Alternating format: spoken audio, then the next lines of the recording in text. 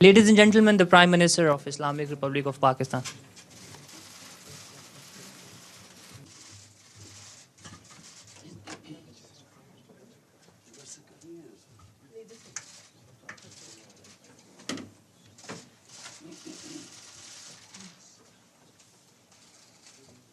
On? On? Oh, you start.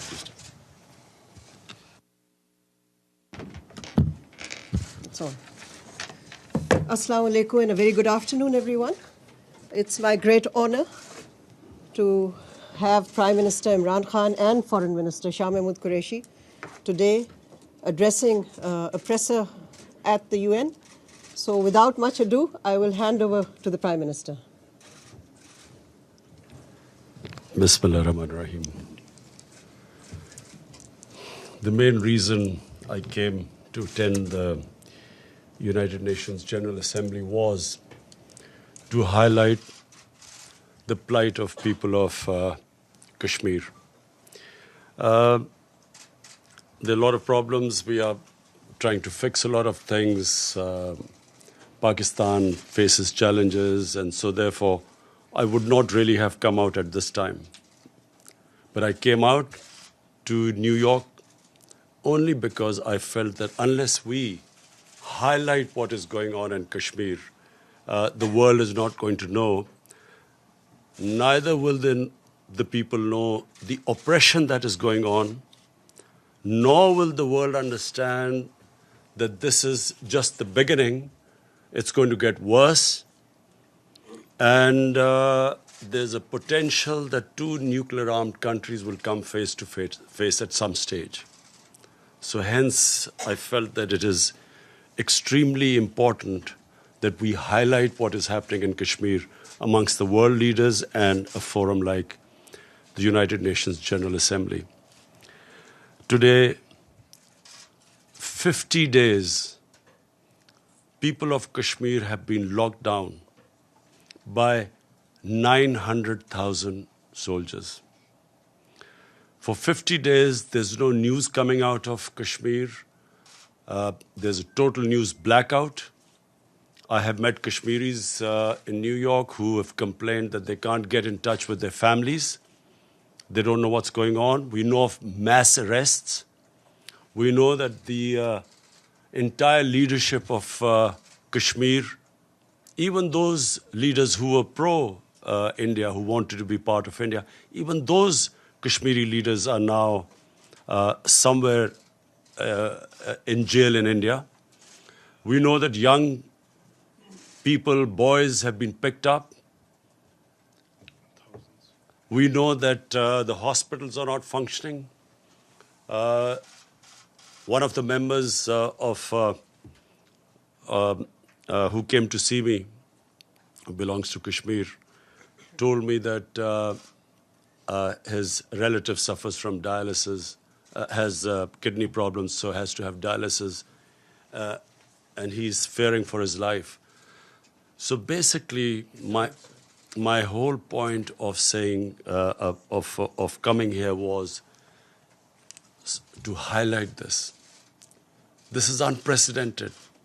8 million people in an open jail is unprecedented in this day and age. And then this nonsense that this is a part of India, so the world should stay out. Just to remind the world that there are 11 Security Council, UN Security Council resolutions that recognize Kashmir as a disputed territory and which gave the right to people of Kashmir the right of self-determination through a plebiscite to decide their destiny. That right has been given to the people of Kashmir. For 70 years, this plebiscite never took place. And then unilaterally, this BJP government has annexed Kashmir. They have gone against their own constitution. They've revoked the constitution of Article 370. And so what we fear now, I mean, the next point is what is going to happen. What we fear, and which is the stated aim of the BJP government, that they will change the demography of Kashmir. To change the demography of an occupied piece of land is against the Fourth Geneva Convention. It's considered a war crime. And secondly, the biggest worry is what happens once the curfew is lifted. We fear with 900,000 soldiers there will be a massacre.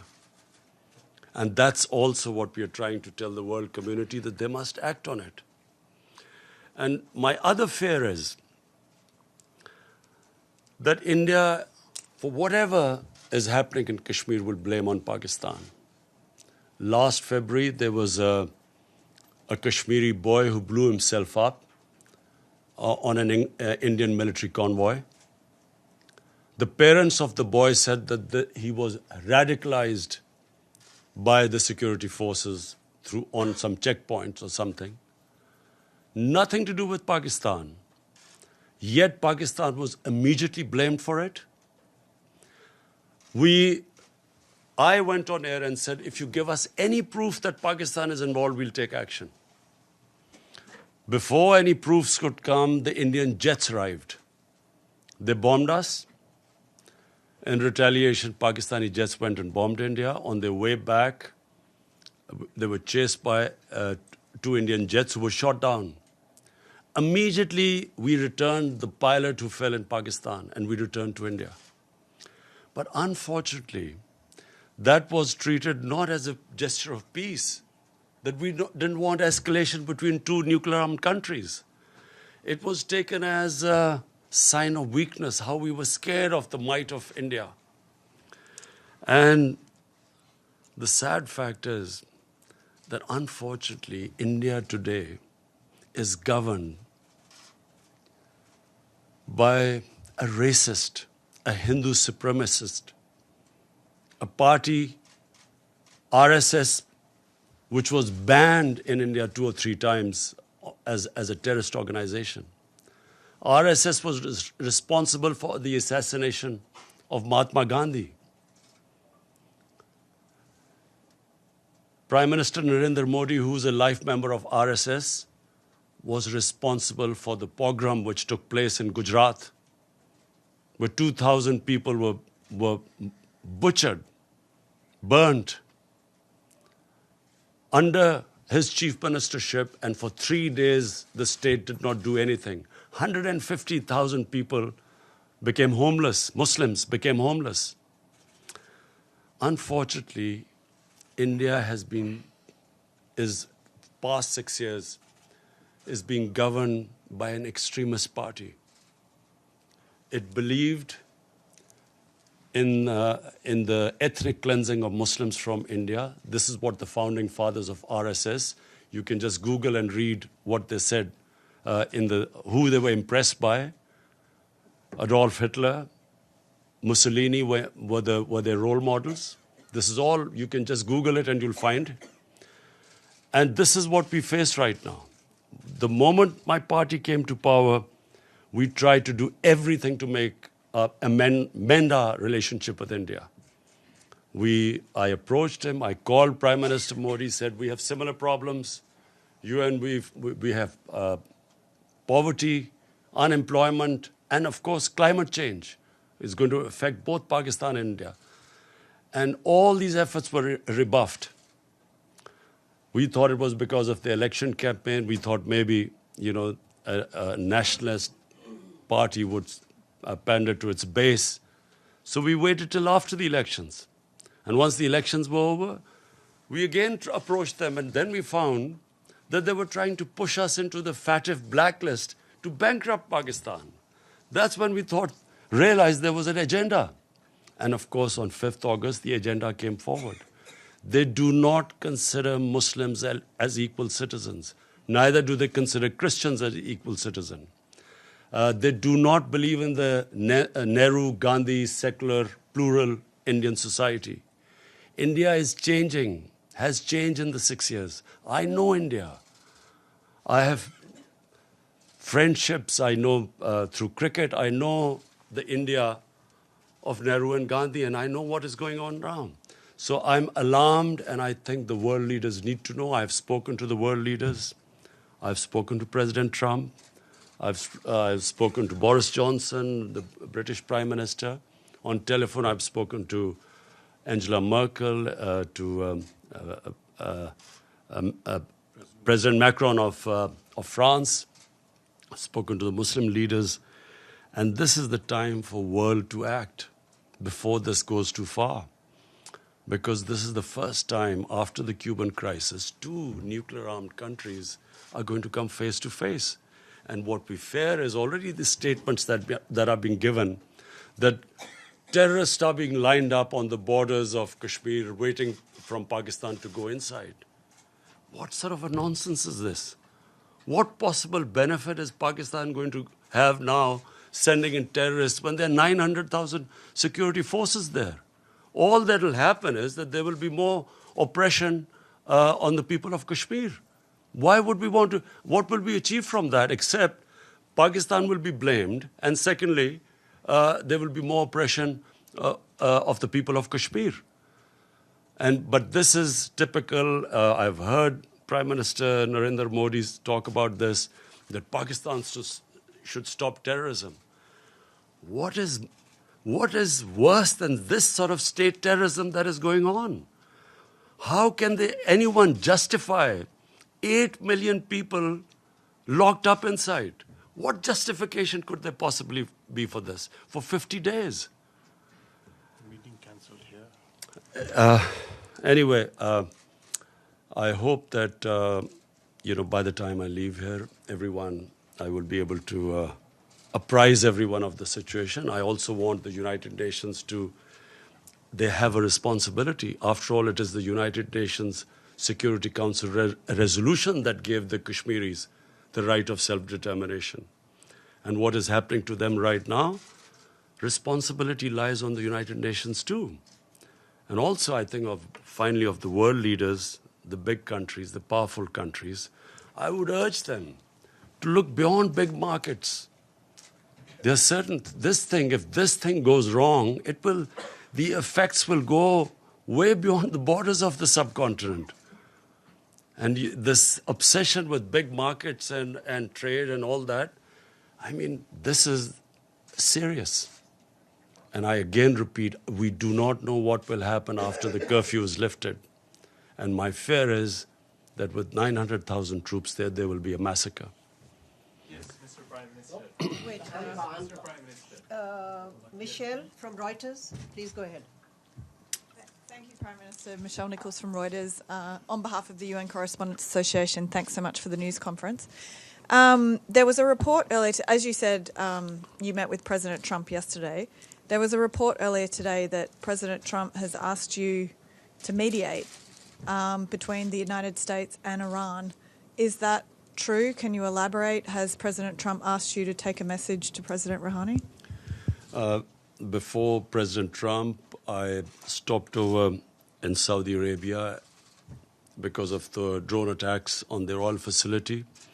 And I spoke to Prince Mohammed bin Salman, and he also asked me to talk to the Iranian president. He knew I was meeting him. And so also President Trump asked me that if we could de-escalate the situation and maybe come up with another deal. So I did convey this, and yes, we are trying our best. It's an ongoing thing, so I can't reveal more than that. So, sorry, just a quick follow-up. So, yes, you are now mediating between the United States and Iran. And when did you speak with President Rouhani? I immediately spoke to President Rouhani yesterday after the meeting with President Trump. But I can't say anything right now more than this, except that we are trying and mediating. So how do you think the situation can be escalated? I'm hoping that, that there is no conflict.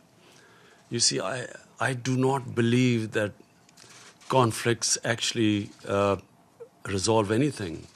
We have the situation in Afghanistan, and here's me on record saying that I was anti this the whole war in Afghanistan and Pakistan becoming part of this war. And I was told both times that, look, the war in Afghanistan will be over in a few weeks, and Pakistan will only be involved in it for a few weeks. So, 19 years down the line, we have a situation. Again, by the way, we are still hoping. I've spoken to President Trump. We are trying now to get the talks restarted between Taliban and the Americans. And hopefully, if the deal is signed, which was almost about to be signed, then I would try and meet the Taliban to convince them to talk to the Afghan government then. Because until now, that's where the hitch was.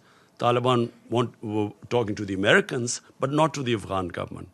So Pakistan is affected by this, by all the turmoil in Afghanistan. We desperately want there to be peace, also for the sake of people of Afghanistan. Also, this would be a tragedy for not just Pakistan, but for all developing countries with their budgets being affected if this war takes place and the oil prices shoot up. It's going to cause much more poverty, so we'll try our best in both cases. Thank you. James, Al Jazeera, and after this, if I can't identify somebody, please identify yourself before you ask a question. James, go ahead. James Bays from Al Jazeera. On Kashmir, I've heard absolutely everything you've said, but I still want to ask this question. You're here in New York. Prime Minister Modi is here in New York. You both had meetings with President Trump. Is there a possibility of face-to-face diplomacy? Is there a chance for diplomacy on Kashmir? Look, before 5th August, Pakistan tried everything. I spoke to President Modi too, saying we have similar problems. Our problem is poverty, above anything. The responsibility of the head of state above anything is to get people out of poverty. And conflict is one that creates poverty. And sadly, as I said, there was no response. Now, after the 5th of August, I'm afraid what is the point of talking now? What they had done to Kashmir, unless and until they lift the curfew and then restore that Article 370, there's no chance of talking. So that's why we've asked President Trump and other world leaders to intervene. The lady in pink right here. Thank you very much. Mr. Prime Minister, you're a man of enormous sophistication, and you're aware, I know, that there are very often forces behind the kinds of conflicts you're facing now. You have mentioned the Security Council. Now, one of my concerns, if this issue becomes before the Security Council, is there has been a tendency to attack Islamic countries, Iraq, Libya, and now Syria. And wouldn't it be risky to get the Security Council, with its multiple interests conflicting, involved in this? What would your expectation or hope be? Look, if ever the Security Council has to move, it's now. And I'll say for two reasons. One, the people of Kashmir are suffering simply because the Security Council could not implement its decision to allow them the right of self-determination. The 11 resolutions. So it's their responsibility. 8 million people are locked inside for 50 days. It's inhuman. So what is the Security Council for then? Second, this has a potential of the unthinkable. Two nuclear-armed countries face to face. Surely the Security Council came into being to stop this. This is as bad as it gets. Yeah. So here's me, the reason I started by saying, I would not have come out of Pakistan because, we are just about coming out of a really difficult economic situation and governance issues and fighting a corrupt mafia. I would not have come here. But I'm alarmed because here's me, there's one prime minister that side, there's one this side. A sane mind can't think of a nuclear war. No sane mind can think of it. We grew up after the Cuban crisis, and all of us sort of knew that the Cold War war was there because the other war was unimaginable. But when you have what you have in India right now, and I say this who knows India, this is an ideology, a racist ideology, which believes in the supremacy of a Hindu race. The other races are not supposed to be equal. How do you reason with them? How do you reason with what they've done in Kashmir? I mean, would you expect a civilized society to do what they've done? I'm locked in, 8 million people.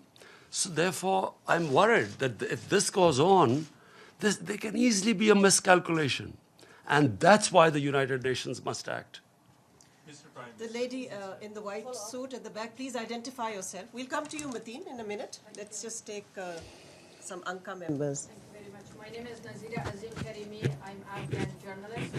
Mr. Khan, as Afghan people have a high expectation from you, because you're peace ambassador, you are very famous soccer player.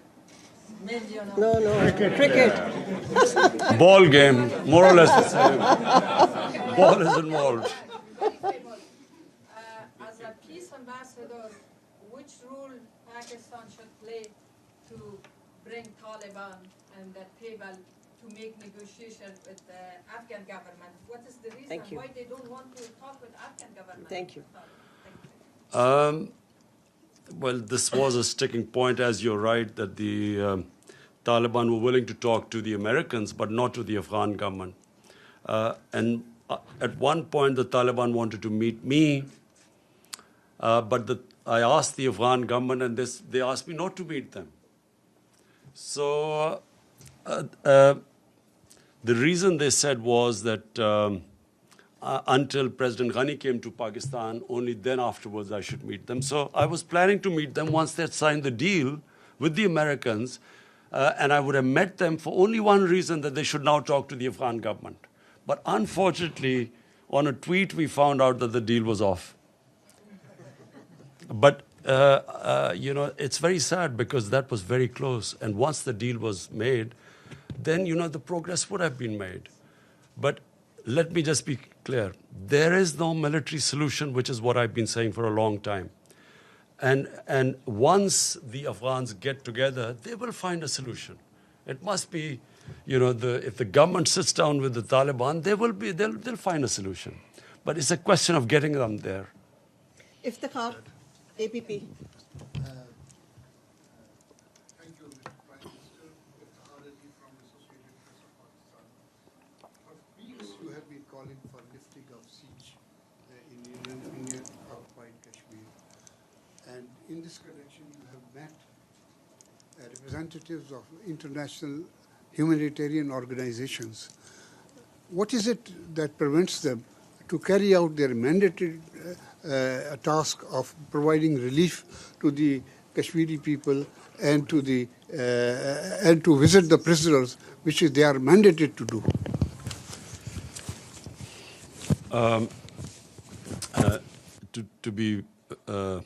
To be absolutely frank, I am a bit disappointed by international community. I'm disappointed first because, if 8 million Europeans were put under siege like this for 50 days, or Jews were put under siege, or Americans were put on siege, well, forget Americans, even 8 Americans were put under siege, but I'm talking about any other. I mean, would the reaction have been the same? They make statements, and there is no pressure as yet on Narendra Modi to lift the siege. So we will keep mounting the pressure. And I will tell the UN, I'm speaking on Friday, I will tell them that if there is a massacre, what are 900,000 troops doing there? When India says that, Pakistan is sending these terrorists, 500 terrorists, what can 500 terrorists do in front of 900,000 troops? Why would you send 500 terrorists, as what they're saying? 900,000 troops are not to fight terrorists. They are to control, intimidate, and subjugate a population. And population the entire Muslim population, I mean. This is why it is going to have repercussions far beyond Kashmir. Because 1.3 billion Muslims are watching this. Where is the world community? Where is the international community? Where are laws? United Nations Security Council had given them that right of self-determination. And what is happening to them now? So this will have repercussions. It's going to create radicalization. This is going to get worse. I'm flagging it right now because this is just the beginning. Once the curfew is lifted, God knows what is going to happen after that. Do they expect that the people of Kashmir, who've already lost 100,000 people in over 30 years, do they think that just because India has revoked Article 370, they will quietly accept the status quo? They will accept that India has taken over and annexed Kashmir? Of course, this is going to be there's every likelihood of there being a massacre. So the world community will be responsible. Mateen Haider. Can I just add to what the Prime Minister said to your question, sir? The President of the ICRC met the Prime Minister yesterday, and he said that in order to go and operate in Jammu and Kashmir, Indian occupied side, they need permits. They've applied for permits, and they have neither been refused nor been given permits. So practically, they're inaccessible. Yes, Mr. Prime Minister over here, Mateen Haider, Ji. So you just expressed disappointment over international community's cold response. But you are saying at the same time you are making all efforts, meeting world leaders. What is the reason India is unmoved? And when you met President Trump, again he said that he is ready to mediate if requested. So when he will be requested, and second part of it, how serious is the threat of attack or adventure from the Indian side, and what is your defense preparation? Do we have the capability to thwart any possible aggression from India with full force? Thank you, Mr. Prime Minister. Look, I'm disappointed because I really feel, now, not as a Pakistani Prime Minister, as a human being, I feel disappointed that how can the world community stay quiet when 8 million people are being treated worse than animals? It's just simply disappointment coming from there. Secondly, I know why the response is lukewarm, and I know why Mr. Modi is not pushed at the moment. The reason is because people look upon India as a market of 1.2 billion people. Sadly, this is what is happening. Material comes over the human. So it's because it's a big market. They know it's wrong. Everyone I've spoken to knows this is wrong. Some are appalled by it. But they keep quiet because in the end they start thinking of a market. But my simple message to all those who are looking at a big market, this can go very wrong. To your second question, last time when they made Pakistan an excuse for this, a boy brutalized by the Indian security forces who blew himself up, they blamed Pakistan and bombed us. And once a conflict starts between two nuclear-armed countries, and I told the Indian public too on television, I said it will go beyond my hands, or your Prime Minister's hands once it starts. Who knows where it's going to end up? So it's madness to allow this whole situation to deteriorate further, because it's only going to deteriorate. Again, I repeat, what will happen when you lift the curfew? What is going to happen? What do they think that the Kashmiris, after how they've treated them, are they going to quietly now accept India, that India has taken over Kashmir and they'll accept it? I fear there's going to be a bloodbath. And that's when things will start deteriorating very rapidly. I know you all want to ask questions. I'll come to you one by one. The lady in the blue, please go ahead, and if you can identify yourself. Thank you. Thank you, Ambassador. Thank you, Mr. Prime Minister. Betül Yürük from the Turkish news agency Anadolu. You had a meeting with Turkish President Erdogan yesterday. Do you think Turkey could play a role to help resolve the issue between Pakistan and India? Thank you. Well, first of all, I really want to thank President Erdogan for mentioning today Kashmir in his speech. We really feel that I hope that after him more leaders take his lead and at least ask India to lift the siege.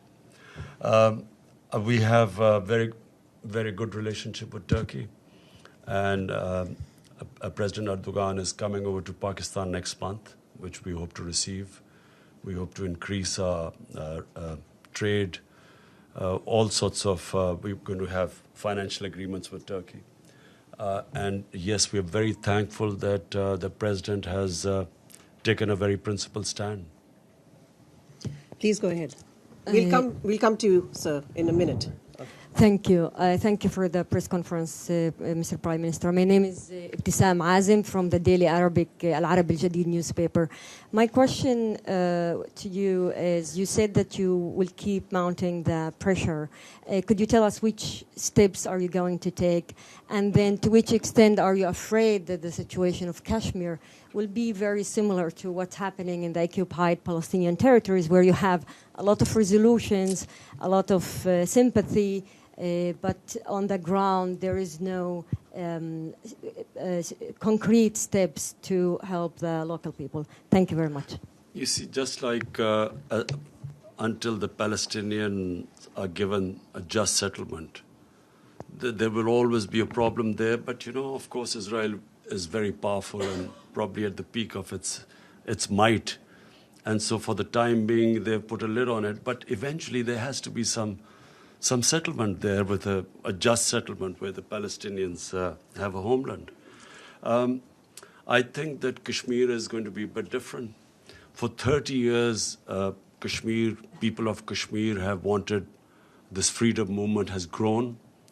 Today, the act done by the Indian government of shutting people in their homes for 50 days has alienated the entire spectrum of Kashmiri public.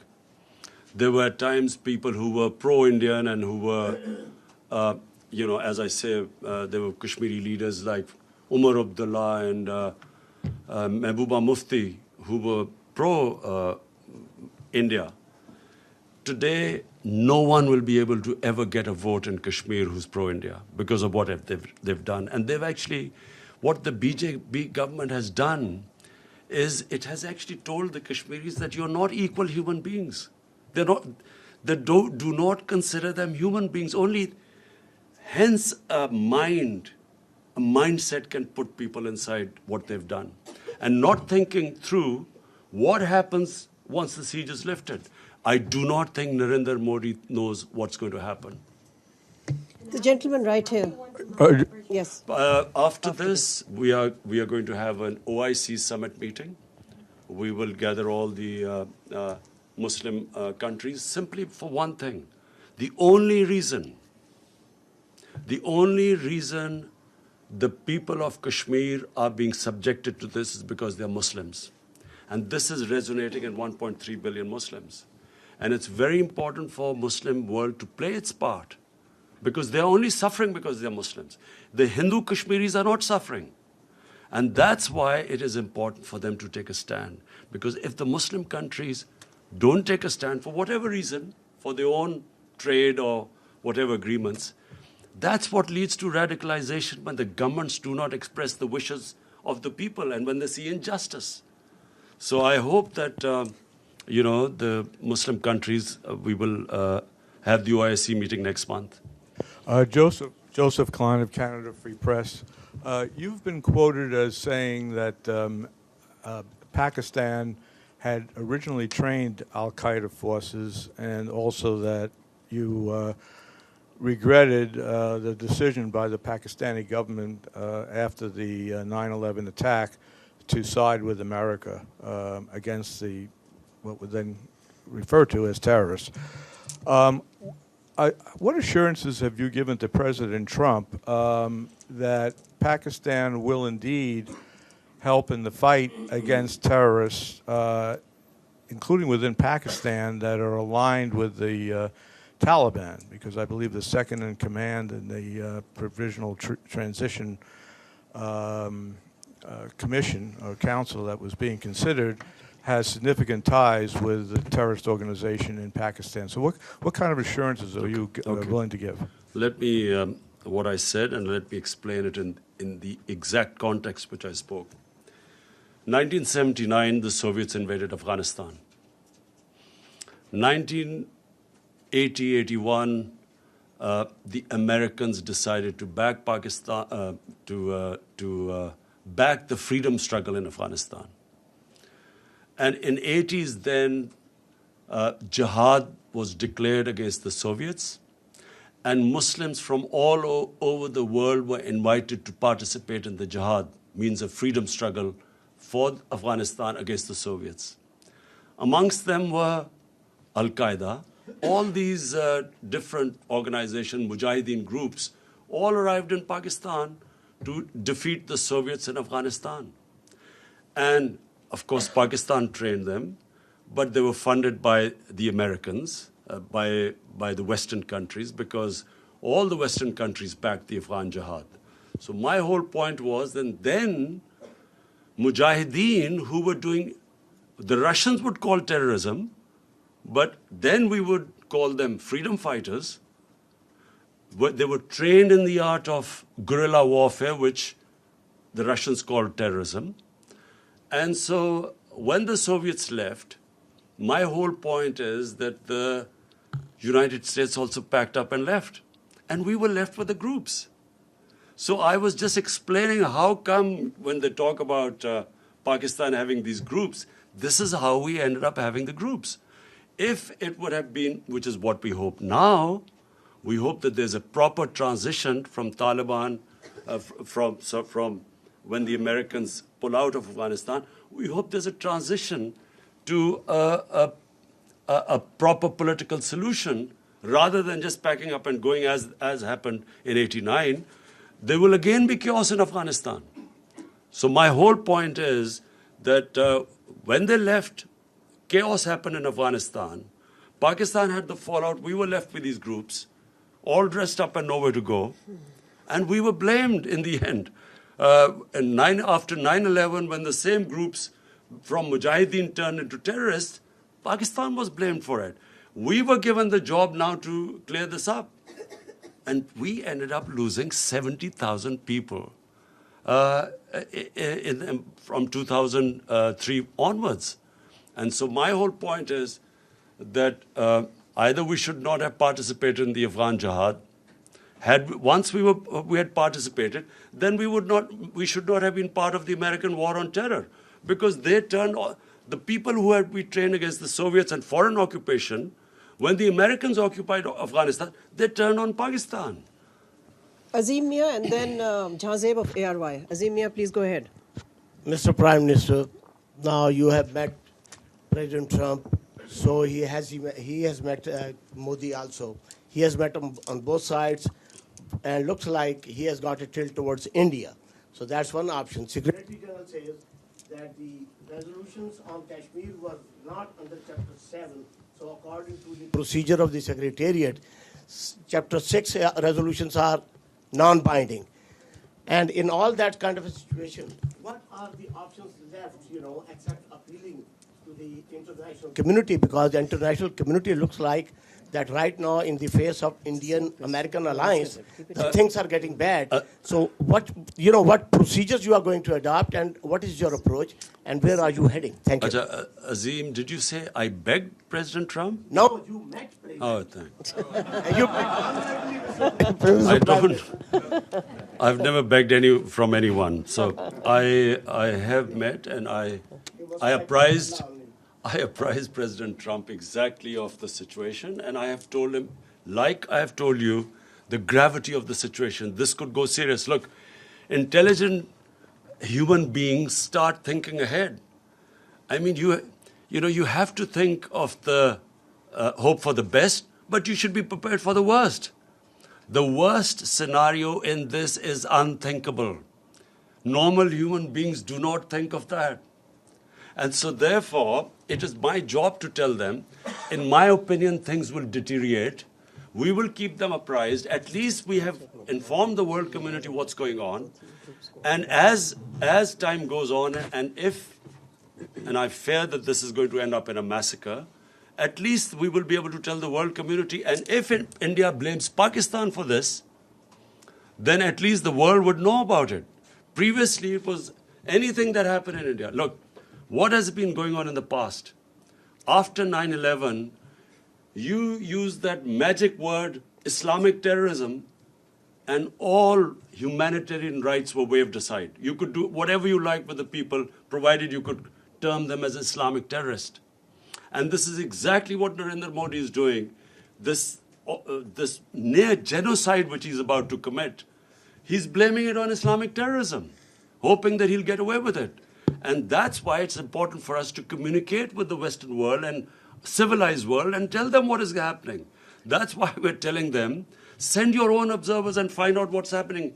If India has nothing to worry about, and guess what the excuse of shutting down, putting people under curfew and shutting them in their houses for 50 days, the excuse is that this is to develop Kashmir. This is for prosperity of Kashmir. This is what the Narendra Modi position is. So it's important for us to tell the world, and I know now, I'm satisfied that at least everyone knows. I've apprised all the major world leaders of the situation in Kashmir. The follow-up question is... No, Azimia.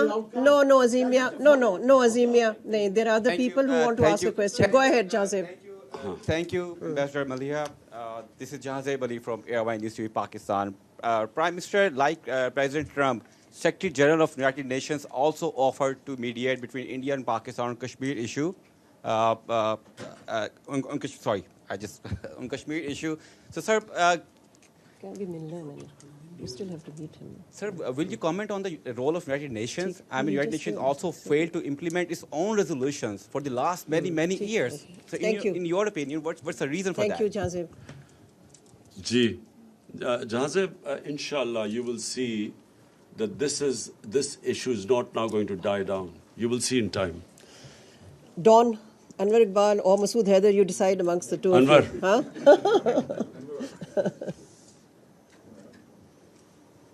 Sorry. I have a very brief, very simple question. You are here, met world leaders, you'll be speaking in 2 days, and you'll go back. What other options do you have now if the international committee does not respond? Look, Anwar, let's be straight about this. What options have we got apart from this? I mean, we can't attack India if, clearly that's not an option. Apart from that, we are doing everything possible. Apart from starting a war, we are doing everything possible we can. We are all the time exploring every possibility. We're making sure every world leader knows about the situation. I will be speaking on Friday as well, and I will try my best to make the world understand. And then media, I'm going to... you see, I believe that the media is very powerful. The Western media, I had meetings last night, and I realized that a lot of them already know what is going on. And so I know what happened in Bosnia. When the ethnic cleansing of Muslims started in Bosnia, for a while the world did nothing. But the media put such a pressure that eventually the world had to do something. And I believe that in Kashmir, it's exactly the same thing will happen. Even though countries are worried about their economic interests and markets, I believe that this is a much bigger issue than markets and economic interest. And eventually the world will be interested. Let's take Hassan from the Daily Times. Mr. Prime Minister, in the past we have seen we had General Musharraf 4-point formula and we also had a Chenab formula. What proposal would you suggest to resolve Kashmir if you were able to talk to India in the near future? For a start, they have to lift the curfew. That's the beginning. I mean, this inhuman curfew of 50 days Even the Congress party in India has commented that poor people have been shut inside for 50 days. 50 days no one knows what's happening with all the prisoners, political prisoners, thousands of them. Thank you very much. In that formula, there was a problem. And the problem was that the third party, the most affected party, the Kashmiris, were not in the loop. We have one last question. Go ahead. Muhammad Ikram, Voice of America, US service, we broadcast to Pashto region, Pakistan, Afghanistan. Did Trump ask you to play some role or active role in Afghanistan? And did he told you something about to put some pressure on Taliban? And what were you told him? I'll repeat what I said. We were very surprised because the deal was about to be signed when from a tweet we found out that the deal had been broken. So what we hope is that, and what we will try and do, is to actually get back that deal to be signed. And then Pakistan will do its best to get the Taliban to talk to the Afghan government.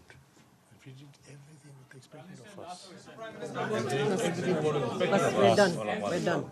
As we know that there is no word of disappointment in your dictionary. Really appreciate as you have conveyed Pakistan's narrative loud and clearly across the world. During these days, you have met with different head of states, including Donald Trump. Now, in your opinion, what they are thinking and how much they are convinced? If no mediation, then what next? Look, the disappointment is not because I think that people of Kashmir, I feel that what Narendra Modi has done, he has boxed himself into a blind alley. There is nowhere for him to go from now onwards except a general massacre of people of Kashmir when the curfew is lifted. There's no other way for him to go. So I feel that from now onwards, and I know that the people of Kashmir for 30 years have been fighting for their independence, and 100,000 have lost their lives. They have lost fear of death. When a population, and you're talking about not few thousands, 8 million people, when they lose fear of dying, and freedom becomes much more important than living a life of slavery, I don't think that he will be able to stop this now. I think the momentum will gain pace. So I'm not disappointed about where it is headed because I know that this will eventually now end up in freedom for people of Kashmir. What I'm disappointed is that for some reason, countries put their economic interests ahead of human beings. This is the same with climate change. Countries, because of not wanting to lose their growth rate, do not realize that what impending disaster this climate change is bringing to the world. Neither do countries, for instance, which I'll be speaking about, this money laundering which comes from the developing world into the rich countries every year. Billions and billions of dollars from poor countries moves to rich countries through corruption, ruling elites of developing world, taking the money out. And unfortunately, because if anything, the richer countries gain from it, they do not take any steps to stop it. This is a plunder of the poor countries. The poor countries are getting poorer. The rich are getting richer. And these criminals who plunder the poor countries have an easy way of parking their money, buying flats in New York and London. And that's what we want. We want the world to take notice of this. The richer countries, they should have strong money laundering laws. They should, if we can identify that money has been stolen from our countries, it should be immediately given back to us. But this is the problem because the laws are so complicated, and if the rich countries want, they can easily tighten the laws so that it will be the biggest deterrent for these criminals in third world to take the money out. Thank you. Thank you very much. One last question. Thank you.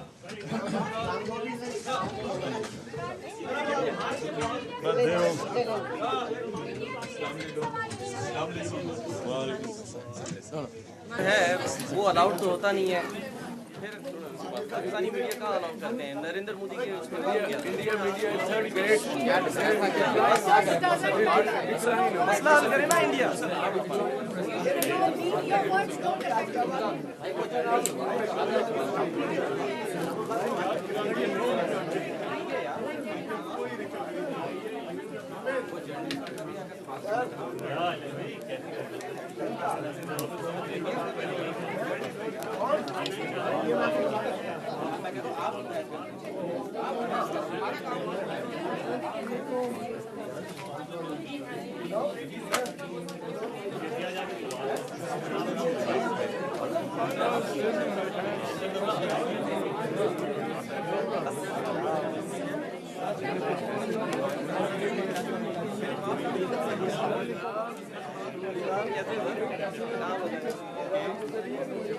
एक ही गुजरी है एक ही गुजरी है